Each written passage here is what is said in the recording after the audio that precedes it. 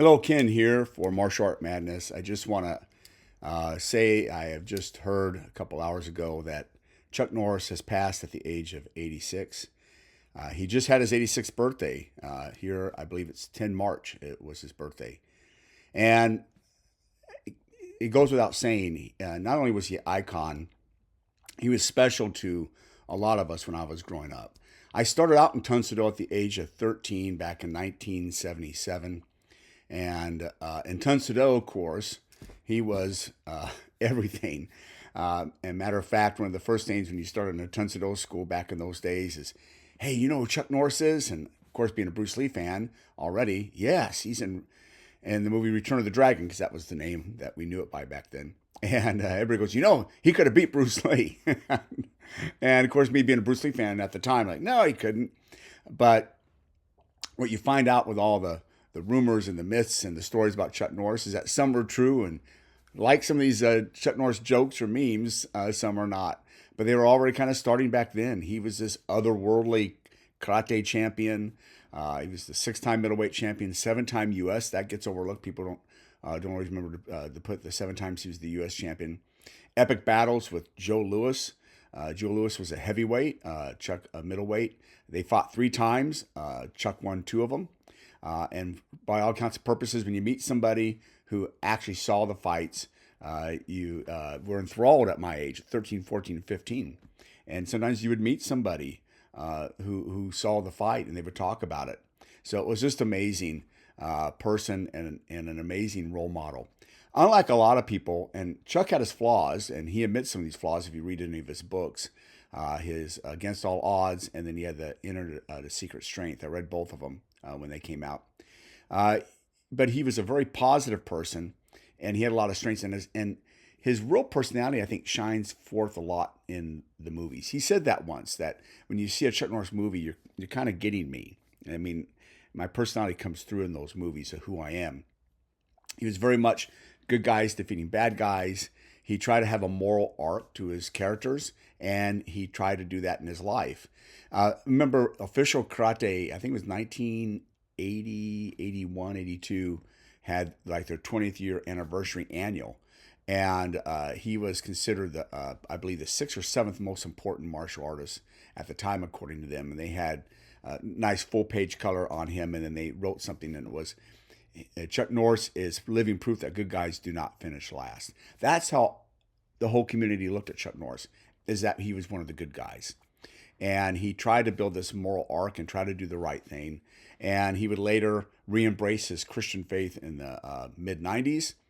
He would even, in a more humble way than most movie stars, kind of put his cultural views and his politics out there. But he also did the hard work. He just didn't talk. He created his Kickstart program to kick drugs out of America, building a whole organization, particularly in Houston and the Dallas area. So he put his money in where his mouth was. He's someone who used his time, his treasure, and his talents to make this a better place. I would like to give a few things, just kind of give the idea. I remember when Good Guys Wear Black came out. And the younger generation is so spoiled. We are too, as an older generation now. We get these movies on demand. But back then, movies were not always just nationally released on the same day. Sometimes they were what was called regionally released. And these are big movies too. Star Wars was one of them. And so was Jaws. And so sometimes it could be released in Seattle, but living in Spokane, I might have to wait 2 or 3 weeks before it's released in Spokane. And I remember when Good Guys Were Black was released. It was released at the Fox Theater, and I couldn't wait to get there. I had to see Chuck Norris. I was taking tons at the time, and that was the big thing. I had to go see Chuck Norris. And I loved it. Now, it didn't have as much action as I hoped I think I was 14 or whatever, 13, 14-year-old. But when he is fighting on scene, it's marvelous. It's terrific. And as plots go, it was directed by Mike Post, who did the movie Magnum Force with Clint Eastwood. It works. It's just a low budget thriller, but the fight scenes with him are just terrific. And then I saw Force One, and I was there opening night as well. I wanted to see Chuck Norris face off with Bill Wallace. Now I know it's a film, but I am and was then a big Bill Wallace fan.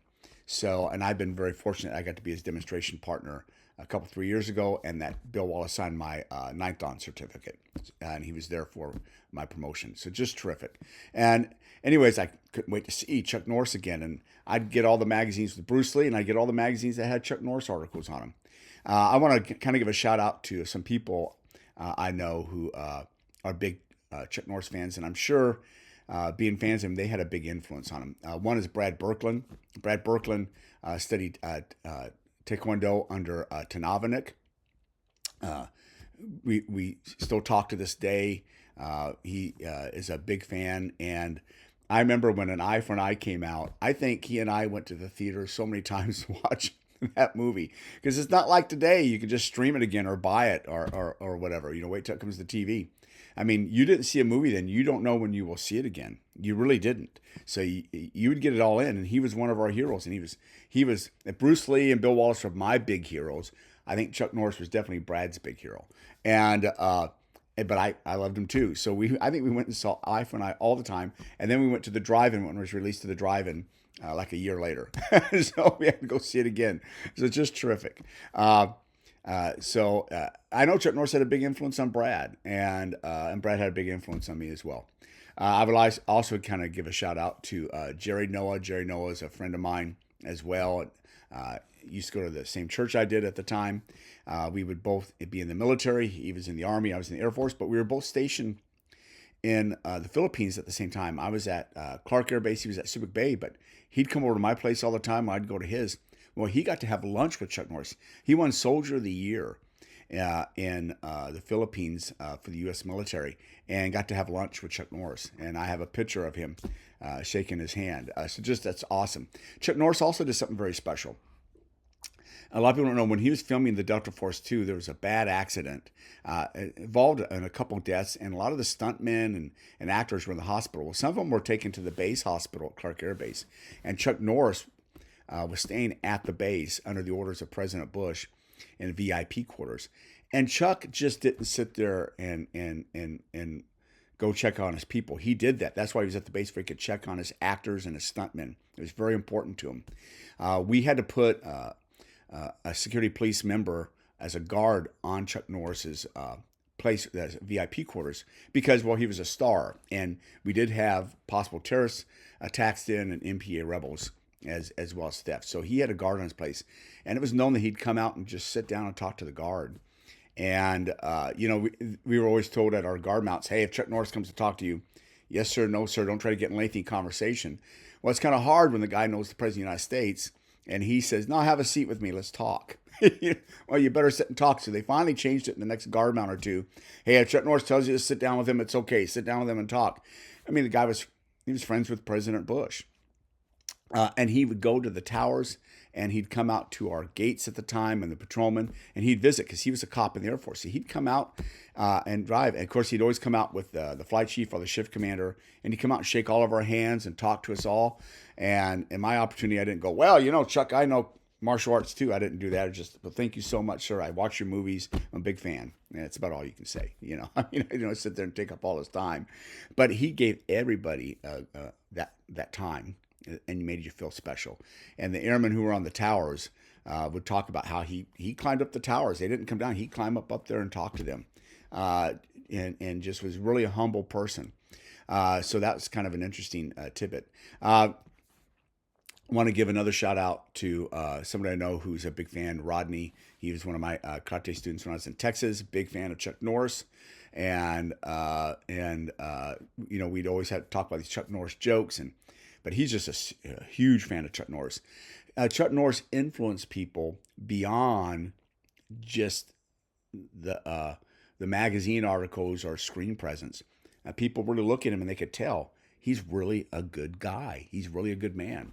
And it's such sad news. I'm smiling now. I'm kind of happy because I'm kind of thinking of all my friends and the impact he had on their lives. But he's just a phenomenal person. May his memory be eternal. God grant him peace in his kingdom. And the world's a sadder place now because Chuck Norris is gone. So I'd just like to say God bless Chuck Norris and God bless his family. And I hope everybody has a spectacular day remembering or binging or thinking about or reminiscing about Chuck Norris and the impact he had on the martial arts and the impact he had on so many lives that he touched, whether they met him or knew him or not. So thank you very much. Bye-bye.